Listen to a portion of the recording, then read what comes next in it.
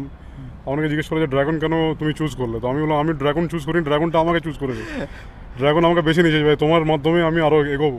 যে hit tolerant ভ্যারাইটিগুলো আছে, যেগুলো গরম সহ্য করতে পারছে, সেই ভ্যারাইটিগুলো আনতে হবে।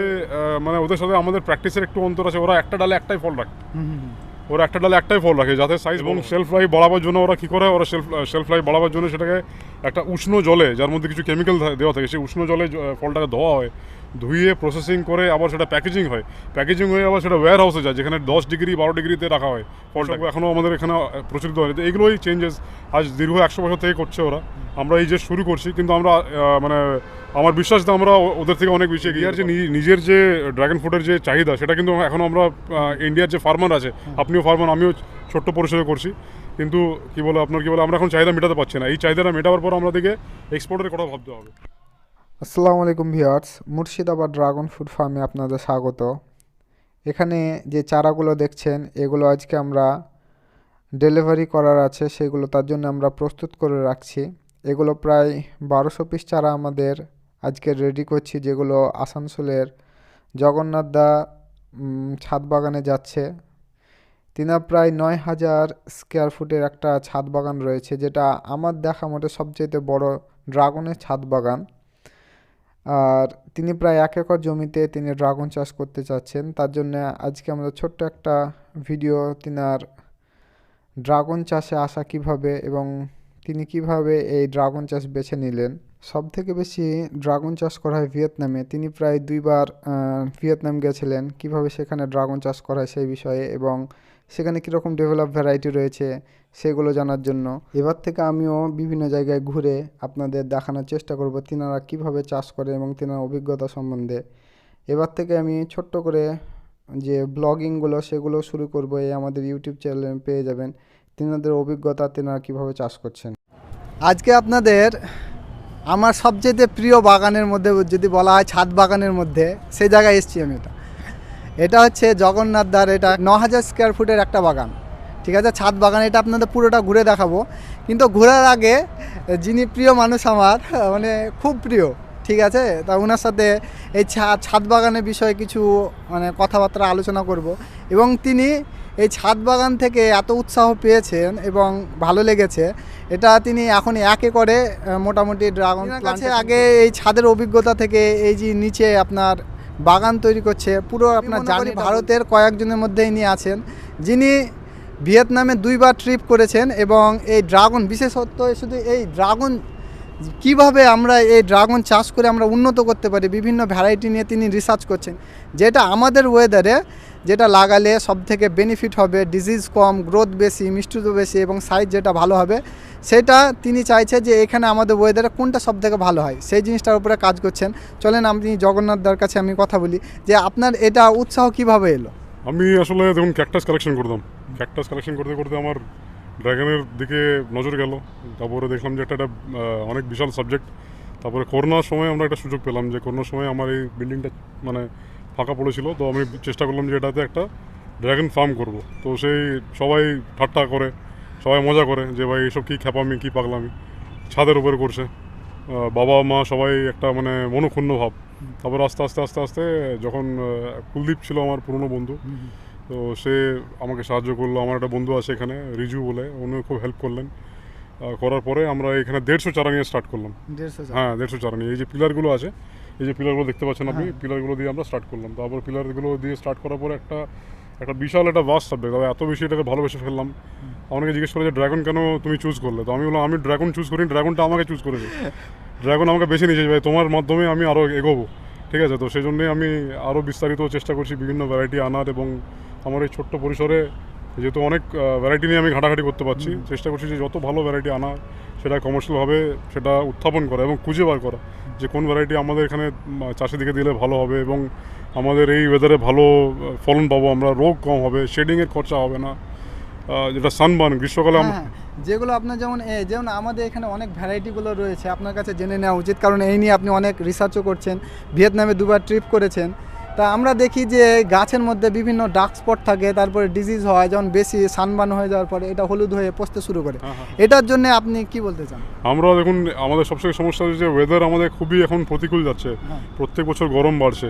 আমরা চিরাচরিত যে ভ্যারাইটিগুলো আছে সেগুলোই লাগাচ্ছি এবং বলতে গেলে যে একে অপরের ফার্মে ভিজিট করে দেখা দেখি করে লাগাই, কিন্তু কিছু কিছু জিনিস যেমন আছে আমাদের, আপনি যেমন প্রশ্ন করলেন যে এই যে স্পটগুলো আছে বা গরমকালে যে কষ্টগুলো আছে আমাদের, তার জন্য আমরা কী করতে পারি, এই যে বিভিন্ন যে হিট টলারেন্ট ভ্যারাইটিগুলো আছে যেগুলো গরম সহ্য করতে পারছে সেই ভ্যারাইটিগুলো আনতে হবে এবং তার মধ্যে বাঁচতে হবে যে কোনটা খেতে ভালো, সাইজ ভালো, মিষ্টতা ভালো, সেলফ পলিনেটিং। তো এই জন্য আমরা বিভিন্ন জায়গায় যাচ্ছি, ভ্যারাইটি আনছি, চেষ্টা করছি। আর তাছাড়া আমরা অর্গানিক উপায়ে যেমন আমরা এই যে গাছের উপরে শেডিং করি, তারপরে আপনার কাউলিং ক্লে স্প্রে করি, হ্যাঁ এইসব করেই আমরা চেষ্টা করছি যে এই যে মানে গ্রীষ্মকালের যে মানে প্রবল একটা যে কষ্ট মানুষের, প্রত্যেকটা ড্রাগন চাষির গ্রীষ্মকালে চোখের জল ফেলে, হ্যাঁ, তো সেই যে কষ্টটা সেটাই আমরা চেষ্টা করছি যে ভালো ভালো ভ্যারাইটি আমরা দেখছি ওদিকে, সেইগুলো আমরা এনে এটাকে মানে প্রচার করতে আর কি, মানুষের মধ্যে জানাতে যে এই যে আপনারা এই ভ্যারাইটিগুলো লাগাতে পারেন, যাতে আপনার কি বলে চিরাচরিত যে ভ্যারাইটিগুলো সেগুলো তো আছে যা আছে, কিন্তু এই ভ্যারাইটিগুলো লাগালে আপনার সাইজও বড় হবে, খেতে ভালো, আর এই যে গরমকালে আমাদের যে চোখে জল ফেলতে হয় সেটা আপনাকে ফেলতে হবে না। হ্যাঁ, আসলে যেটা আমি যেহেতু ড্রাগন ফার্মার, আমি বিগত 5 বছর থেকে এটা করছি। তা যেটা যখন সামার টাইমে হয় প্রচণ্ড হিট হয়, আমাদের এই সাইডে প্রায় 45 ডিগ্রি চলে গেছিলো। তা প্রায় সব গাছগুলো হলুদ হয়ে গেছিলো এবং কিছু কিছু গাছগুলো আপনার এইভাবে পচতে শুরু হয়েছিলো, এগুলো সব নষ্ট হয়ে গেছিলো, ক্যাম্বেল লেয়ার দেখা যাচ্ছিলো। তা তিনি বলতে চাইছেন যে বাইরে থেকে অনেক ভ্যারাইটি নিয়ে কালেকশন করছেন এবং এটাই কি হবে, এর ওপরে সাদা একখান প্রলেপ পড়ে যায়, বা এমন কিছু প্লান্ট আছে যেগুলো হিট টলারেন্ট, যেটা কি হয় যতই আপনার হিট হোক সেটা আপনার, হ্যাঁ যেমন এটা দেখতে পাচ্ছেন, এটা একটা সাদা আস্তরণ পড়ে আছে, এইটাই কি করে আপনার হিটটাকে আপনার রোধ করতে সাহায্য করে, ডাইরেক্ট সানলাইটটাকে এটা রিফ্লেক্ট করতেও সাহায্য করে। তাই ইনি যেটা কাজ করেছেন বিভিন্ন জায়গায় গিয়ে, যেমন আপনি ভিয়েতনাম গেছিলেন 2 বার, ঠিক আছে, আমি জানি যে এটা অনেক খরচা সাপেক্ষ, তারপরেও আপনি এই জায়গায় গিয়েছিলেন, আপনি ওখানে গিয়ে কী শিখেছিলেন বা ওখান থেকে এখান থেকে নিয়ে এসছেন কি? আমরা ভিয়েতনামে গিয়ে দেখুন, আমরা যেটা বিশ্বের সবথেকে মানে একদম উন্নত ইনস্টিটিউট সফরি, সেখানে গেছিলাম। সেখানে গিয়ে আমরা জানতে পারলাম যে দেখুন ওনারা আজ দীর্ঘ 20 বছর থেকে রিসার্চ করছেন এবং বিভিন্ন দেশের কাছে ফান্ডিং নিয়ে টাকা নিয়ে রিসার্চ করছেন। সেই রিসার্চের দরুন ওনারা নানা রকম উন্নত মানের যে জাতগুলো সেগুলো ওনারা তৈরি করেছেন, সেটা দেখলাম। তারপরে জানতে পারলাম যে এই যে উন্নত মানের জাত, এর মধ্যেও যে প্রধান সায়েন্টিস্ট তিনি আবার ইন্ডিয়ান, ডক্টর সতীশ কুমার। তো আমরা কি বলবো, আমাদের খুবই ভাগ্য ভালো যে আমার একজন ভারতীয় এর সাথে মানে যুক্ত আছে, এটা গেল। তারপরে আমরা বিভিন্ন বাগান গেলাম, বিভিন্ন বাগানে দেখলাম যে চিরাচরিত ওখানে 3টে ভ্যারাইটি আছে, LD1, H14, আপনার ভিয়েতনামি হোয়াইট আর LD5, এই ভ্যারাইটিগুলো ওনারা কী বলে এখন চাষ করছেন। H14টা হচ্ছে পুরোনো ভ্যারাইটি, LD5টা হচ্ছে নতুন ভ্যারাইটি। LD5-এর পরে এখন ওনারা আরও যে নতুন ভ্যারাইটিগুলো আসছে সেগুলো কিন্তু খুব স্ট্রিক্ট ওনারা, যে ওই ভ্যারাইটিগুলো যেন লাইসেন্সিংয়ের মাধ্যমে ওনারা চাষিদেরকে দিচ্ছেন। তো এইসব ব্যাপার আছে যার জন্য আমরা খুব বেশি ওখান থেকে কিছু আনতে পারিনি, কিন্তু আমরা যেগুলো যেমন আপনার এই আমাদের তাইওয়ান রেড, ভ্যারিগেটেড কী বলে LD5, H14, তারপর আপনার F1 ইয়েলো, কী বলে আপনার যেটা থাই ইয়েলো, এইগুলো আমরা ওখান থেকে আনতে পেরেছি। এবং দেখলাম যে ওনারা অল্প মানে খরচায় যে বিনা রিংয়ে কীভাবে করছে ওখানে, যে বিনা মানে রিংয়ে ওনারা কীভাবে বেন্ডিং করে এবং আপনার কম খরচের মধ্যে, অল্প খরচের মধ্যে কীভাবে চেষ্টা করছে যে যতটা কম খরচায় সেই কম খরচে যে চাষটাকে খরচাটা কম করে ওরা চেষ্টা করছে যে যতটা পারা যায় বেশি করে আমার উৎপাদনটা বাড়াতে। তাছাড়া ওদের যে মানে ওদের সাথে আমাদের প্র্যাকটিসের একটু অন্তর আছে, ওরা একটা ডালে একটাই ফল রাখে যাতে সাইজ বড় হয়, এবং ওরা সৌন্দর্যের ওপর খুব কাজ করে। যে ফলটা সুন্দর হবে না সেটা কিন্তু ওরা নেবে না, সেটা 1 কিলো যদি ফল হয় সেটাও কিন্তু মাটিতে ফেলে দেবে ওরা ওটা নেবে না। আমরা সেটা করি না, কিন্তু আমরা কিন্তু একটা ডালে যদি 5টা ফল আসে 5টাই ফল রেখে। আমাদের আর ওদের চাষের মধ্যে কিছু ডিফারেন্স দেখতে পাচ্ছি। হ্যাঁ, হিউজ ডিফারেন্স। যেমন আমরা অর্গানিক করি, ওরা অর্গানিক ওরা যায় না, ওরা কেমিক্যাল যায়। হ্যাঁ, কেমিক্যাল করে। দ্বিতীয় নম্বর হচ্ছে ওরা সৌন্দর্যের উপর মারাত্মক কাজ করে, গ্রেডিং মানে কোয়ালিটি, লুকস, যেটা মানে বিউটিফিকেশন। মানে আমরা কি মনে করি একটা ফল হচ্ছে আমার লাল ফল হচ্ছে, আমি নিয়ে চলে গেলাম বাজারে, ঠিক আছে, কিন্তু ওরা সেটা করবে না। ওরা দেখবে যে না, প্রত্যেকটা যে ফলের ডাঁটিগুলো আছে, যে ব্র্যাক্টস বলা হয় যেগুলোকে, বা স্পাইকস বলা অনেকে, সেগুলো যেন একদম পারফেক্ট সমান আছে। উপরে যে লম্বা যে একটা সেই আনারসের মতন লুক আছে, পারফেক্ট পুরো মানে 4 দিকে 3 দিকে লাল হতে হবে। তারপরে গোড়াটা আপনার গেলে একদম ভালোভাবে কাটে ওরা, যাতে আপনার কি বলে কোনো রকম মানে খারাপ না হয়। এবং শেলফ লাইফ বাড়াবার জন্য ওরা কী করে, ওরা শেলফ লাইফ বাড়াবার জন্য সেটাকে একটা উষ্ণ জলে, যার মধ্যে কিছু কেমিক্যাল দেওয়া থাকে, সেই উষ্ণ জলে ফলটাকে ধোয়া হয়, ধুয়ে প্রসেসিং করে আবার সেটা প্যাকেজিং হয়, প্যাকেজিং হয়ে আবার সেটা ওয়্যার হাউসে যায়, যেখানে 10 ডিগ্রি 12 ডিগ্রিতে রাখা হয় ফলটাকে, সেই ফলটা আবার বাজারে যায়। তো সেটা আমাদের এখনও আমরা সেভাবে এতটা এখানে আমরা করতে পারিনি। আমাদের কোনো এখানে কোল্ড স্টোরেজের ব্যবস্থা নেই, বা আমরা ওয়াশিং করিও যদিও, কিন্তু আমরা যে উষ্ণ গরম জলে ওয়াশিং করা বা গোড়াটাকে ফলটাকে একটা ব্রাশিং করা বা ধোয়া, এইসব এখনও আমাদের এখানে প্রচলিত হয়নি। তো এইগুলোই চেঞ্জেস আজ দীর্ঘ 100 বছর থেকে করছে ওরা। আমরা এই যে শুরু করছি, কিন্তু আমরা মানে আমার বিশ্বাস যে আমরা ওদের থেকে অনেক বেশি এগিয়ে যেতে পারবো, কেন কি আমাদের মধ্যে সেই কষ্ট করার মানে ইয়েটা আছে। আর আমরা একটা বড় দেশ, আমরা চাইছি যে মানে এটাকে বৃহত্তর স্তরে নিয়ে যেতে পারি, যাতে আমরা এই ভিয়েতনাম যে 60% এক্সপোর্ট, যেটা ওরা অল ওভার ওয়ার্ল্ডে ক্যাপচার করে বোঝাচ্ছে, সেটা যেন আমরা নিতে পারি। আমি আপনার ভিডিও তো দেখেছি, আপনি ভিয়েতনামে ট্যুর করেছেন, তা দেখেছি প্রত্যেকটা গাছে ওরা নির্দিষ্ট পরিমাণে ফল রাখে এবং প্রত্যেকটা ডালে একটা করেই রাখে, এবং তাদের সাইজও দেখি বেটার হয়। তা আমাদের যেটা চিরাচরিত দেখি একটা ডালে 3টে 4টা ধরে, সেটাও নিয়ে নেয়। তা সেটা কি করা উচিত, না একটা ডালে একটা? দেখুন, আমাদের যে হিসাবে বাজার, আমাদের বাজারে খুব বেশি বড় ফলের ডিমান্ড নেই। আমাদের বাজারে 350 গ্রাম ম্যাক্সিমাম, আপনার 400 গ্রাম 500 গ্রাম ফল ডিমান্ড আছে। তো যদি আপনি একটা ডালে 2 থেকে 3টে ফল রাখছেন, যদি 350 গ্রাম হচ্ছে, ঠিক আছে। কিন্তু ওরা কি বলুন তো, ওদের 1 কিলো ফল 800 গ্রাম ফল নর্মাল, মানে ওরা 800 গ্রামের ফল, মানে ওদের ওখানে বড় ফলেরই বেশি ডিমান্ড, যার জন্য ওরা এটা করতে মানে অভ্যস্ত, এবং এক্সপোর্ট কোয়ালিটি ফল বানায় ওরা। আমাদের ফলগুলো কিন্তু এক্সপোর্ট কোয়ালিটি নয়। আমাদের এক্সপোর্ট কোয়ালিটি ফল করতে গেলে আমাদেরকে এখন আরও শিখতে হবে, জানতে হবে, যার জন্যই আমরা ভিয়েতনাম যাওয়া বারবার, ওখানে ওরা কীভাবে করছে। একটা কথা হচ্ছে যে আপনার কি বলে, আমাদের এই যে প্র্যাকটিসটা আছে যে আমরা যদি 3টে 4টে ফল রাখি, তো আমাদের উচিত যে একটা থেকে একটা ফলের মধ্যে মিনিমাম 9 ইঞ্চ থেকে 10 ইঞ্চি গ্যাপ রাখতে, যাতে আমরা কি বলে ফলের বেস্ট কোয়ালিটির ফলটা পাই। এবং আস্তে আস্তে মানে চেষ্টা করতে হবে যে আমাদেরকে এক্সপোর্টের দিকে যেতে হবে। ইন্ডিয়ার যে নিজের যে ড্রাগন ফ্রুটের যে চাহিদা, সেটা কিন্তু এখনও আমরা ইন্ডিয়ার যে ফার্মার আছে, আপনিও ফার্মার, আমিও ছোট্ট পরিসরে করছি, কিন্তু কি বলে আপনার কি বলে আমরা এখন চাহিদা মেটাতে পারছি না। এই চাহিদাটা মেটাবার পর আমাদেরকে এক্সপোর্টের কথা ভাবতে হবে। আরেকটা কথা, যে মনে করুন একটা ডালে ওরা আপনার কি বলে একটা ফল রাখছে, গোটা যে একটা পিলার, গোটা পিলারে ওরা ফুল আসলে মাত্র 30টা ফুল ছেড়ে দেয় ওরা, অনলি 30টা ফুল ছাড়ে। 30টা ফুল ছাড়ার পরে ওরা লাস্টে যখন আপনার কি বলে দেখে যে কোনো কুড়ি খারাপ হয়ে যাচ্ছে, কোনো ফল, টোটাল ওরা একটা পিলার থেকে মাত্র 20টা ফল নেবে, অনলি 20টা। আমাদের তো দেখছি যে যটা ফল আছে তটাই, মানে গাছে যটা আছে তটাই রাখতে হবে। ফল শুরু হোক গা, কিন্তু কোয়ালিটির দিকে অত ধ্যান রাখে না। এবং মেন কথা হচ্ছে যে যত গাছে আছে সব গোটা রেখে দাও, বিক্রি ঠিক হয়ে যাবে। কিন্তু মেন হচ্ছে যেটা আমাদের দরকার, কোয়ালিটিটা ঠিক রাখতে হবে, ঠিক আছে। আর সাইজটা হচ্ছে ম্যাটার করে, কারণ আমাদের এখানে যদি 150 গ্রাম 200 গ্রাম যদি ফল হয়, তা সেটাও মার্কেটিংয়ের ক্ষেত্রে একটু সমস্যা হয়। তার জন্য গ্রেডিং করা দরকার, যেরকম আপনার বললো যে পার পিলারে আপনি দেখবেন কীরকম মানে গাছের গ্রোথ রয়েছে, ডাল কীরকম রয়েছে, সেই অনুযায়ী কতটা ফল রাখা যেতে পারে, বা সেই অনুযায়ী যেমন 350 গ্রাম 400 গ্রাম একটা ফলের ওয়েট হয়, সেই অনুযায়ী রাখবেন। বাকিগুলো কিন্তু দুঃখ লাগলেও সেগুলো কেটে ফেলতে হবে। হ্যাঁ, আগামী দিনে আমাদেরকে চেষ্টা করতে হবে যে কোয়ালিটির উপরে কাজ করো।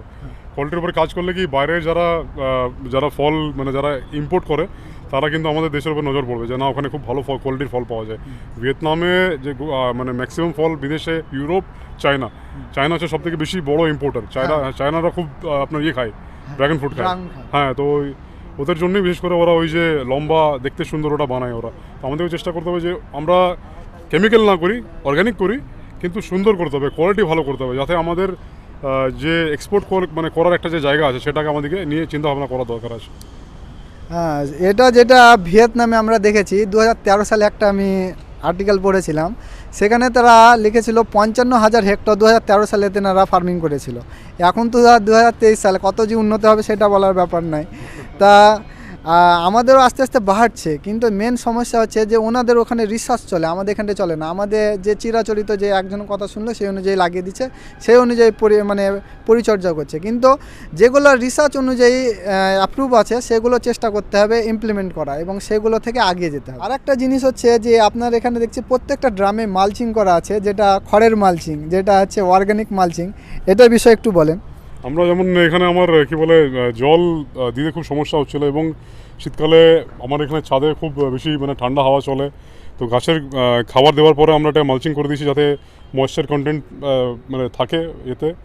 যাতে মাইক্রো অর্গানিজম যেগুলো আছে মাইক্রো অর্গানিজমস সেগুলো যেন ভালো করে বাঁচতে পারে এবং গাছের যে শিকড় আছে সেটা যেন একটু একটু হিট পায় মানে একটু গরম পায়, মানে যাতে আপনার কিলো ডাইরেক্ট যে ঠান্ডা হাওয়াটা সেটা না পায়। আর এতে অনেক ভালো রেজাল্ট পাই আমরা, গ্রোথ ভালো হয়, যেটা খাবারটা দিই সেটা একটু ভেজা ভেজা ভাব থাকে, তার মধ্যে সেটা তাড়াতাড়ি ডিজলভ হয়। হ্যাঁ, প্রত্যেকটাই আমরা চেষ্টা করছি যে প্রত্যেকটা ড্রামে এগুলো মালচিং করে দিতে। হ্যাঁ, আর আমরা কী বলে এই যে ভ্যারাইটিগুলো দেখছেন আপনারা, এগুলো সব ক্রসব্রিড ভ্যারাইটি। ক্রসব্রিড ভ্যারাইটিতে আমরা শীতকালে যেমন নিচের দিকে যেখানে সূর্যের আলো পায় না সেখানে একটু ফাঙ্গাস আসে, তো সেগুলোকে আপনার চেষ্টা করতে হবে যে নিচের দিকটাও স্প্রে করতে। এই যে ক্যানোপির যে নিচের দিকটা আছে, যে এই যে নিচের দিকটা, হ্যাঁ অপোজিট সাইড যেটা আছে সেখানেও স্প্রে করতে হবে, খালি ওপরে স্প্রে করলে হবে না, যাতে আপনার নিচের দিকটাও সেফ থাকে। এই সাইডে যখন স্প্রে করবেন তখন এই সাইডে তো ফাঁকা থাকে, তখন এই সাইডে যেগুলো ডিজিজগুলো থাকে সেগুলো তো এগুলোতে কন্ট্রোল করতে পারে একদম।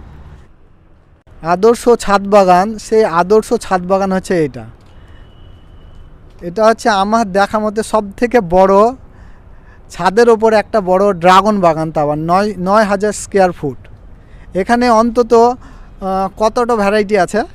আমার এখানে প্রায় আপনার হয়ে গেল এখন এর ওপর 84 হয়ে গেল এখন। 84টা ভ্যারাইটি হয়ে গেল, কিন্তু মানে জানি না যে কোন ভ্যারাইটিগুলো সবথেকে ভালো ফলন নেবে। সবগুলো ফলন আসবে, তারপরে মানে দেখা যাবে যে কোনটা সবথেকে ভালো হচ্ছে। এগুলো বিভিন্ন ভ্যারাইটি, আমি সময় দিতে পারি না আসলে, নিজের কাজের ব্যস্ততা থাকে, কিন্তু তার জন্য শুয়োপোকাতে অনেক অ্যাটাক করে, ফাঙ্গাস অ্যাটাক করে। এগুলো প্রত্যেকটা বিভিন্ন ভ্যারাইটি আছে, দেখুন এখানে ভ্যারিগেটেড আছে, H14 আছে, তাইওয়ান কী বলে পিঙ্ক আছে, তাইওয়ান রেড আছে, তারপর টাউনসেন্ড পিঙ্ক আছে, বিভিন্ন ভ্যারাইটি হলো প্রত্যেকটা ড্রামে। এখানে 34টা ড্রাম আছে, 34টা ভ্যারাইটি আছে এগুলোতে। আর এইগুলোতে এইগুলো 10টা আছে, এখানে 10 রকম ভ্যারাইটি। আর অন্যান্য ভ্যারাইটি এগুলো ভিয়েতনাম থেকে আনা হয়েছিল, সেগুলো এখনও প্রতিস্থাপন করা হয়নি, সেগুলো সব রাখা আছে। আর কী বলে বনি ভাই এসছেন আজকে আমার বাগানে, আমি অত্যন্ত কৃতজ্ঞ ওনার কাছে। মানে আমি কি বলবো, এত ভালো লাগছে যে একজন সেম চিন্তাধারার মানুষকে কাছে পেয়েছি, যিনি ভালোবাসেন ড্রাগন করতে এবং ড্রাগনের জন্য উঠে পড়ে লেগেছেন, অনেক পরিশ্রম করছেন, অনেক চেষ্টা করছেন যে একটা নিজের জীবিকা এবং নিজের যে একটা সমাজে নিজের একটা নাম তৈরি করার জন্য। তো এর থেকে ভালো আর কী হতে পারে। আমাদের পশ্চিমবঙ্গের একজন যুবক নিজের মন প্রাণ দিয়ে ড্রাগন করছেন। ঈশ্বরের কাছে প্রার্থনা যে উনি যেন আরও এগিয়ে যান, আরও ভালো করুন, এনার যে কষ্ট তার দাম যেন তিনি পান। হ্যাঁ, আমার কাছে মানে আমাদের এই উৎসব এগ্রোর ছাদ বাগান থেকে আপনার কাছে এটাই শুভেচ্ছা ভাই। ঠিক আছে, খুব ধন্যবাদ। যারা ধরেন ইউথ রয়েছে তারা দেখছি এখন চাষের দিকে আগিয়ে যাচ্ছে, অবশ্যই ভালো দিক। আমরা দেখুন একটা সময় আসছে যখন কী বলে প্রত্যেকটা জিনিসের আমাদের ইভেন কি যারা স্কুলের বাচ্চা আছে তাদেরকেও শেখানো হচ্ছে যে গাছ কীভাবে লাগাতে হয়, উদ্ভিদের যে মানে ইম্পর্টেন্স, মানে একটা গাছের যে ইম্পর্টেন্স সেটা স্কুলের বাচ্চাদেরকে শেখাচ্ছে আর কি। তো আমরা তো চাষি ঘরের ছেলে, আমরা তো আরও বেশি ভালো, মানে আমাদের কাঁধে দায়িত্ব